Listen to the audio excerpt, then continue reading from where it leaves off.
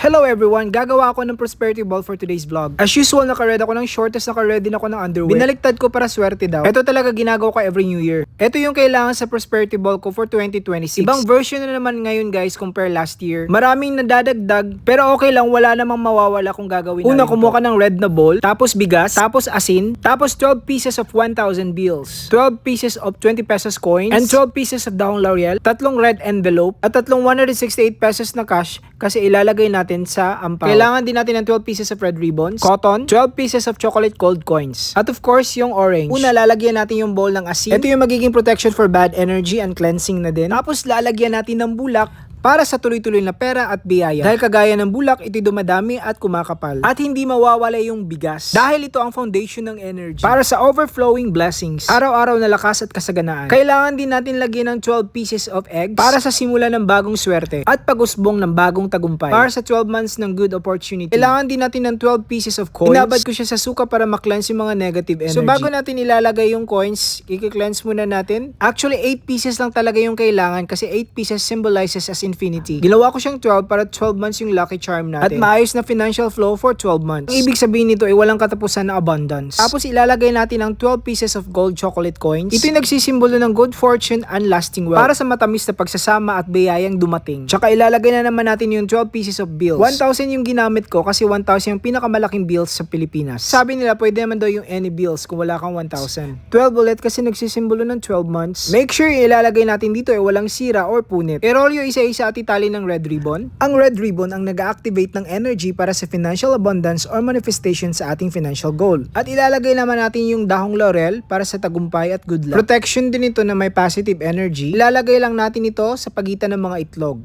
At kailangan din natin ng ampaw na may laman na 168 pesos. Kailangan lang ng tatlong set nito para sa simula ng swerte, biyaya, yaman at kasaganaan. Tatlong ampaw yung kailangan para sa paglago at expansion. Sa Chinese, bilis, prosperity all the way. Kasi sa version ko last year guys, isang ampaw lang yung nilagay ko pero ngayon, tatlo yung nilagay natin. So iba yung version ko for this year. 5 pieces of 1,000 lang din yung nilagay ko last year. Tapos kailangan natin ng orange at ilalagay natin yung sa gitna kasi ito yung nagsisimbolo sa Chinese ng good luck. Ito yung prosperity ball ko for 2026. Pwede nyo siya ilagay sa lamesa, sa altar hanggang sa January 2. See you guys again next vlog. Bye-bye!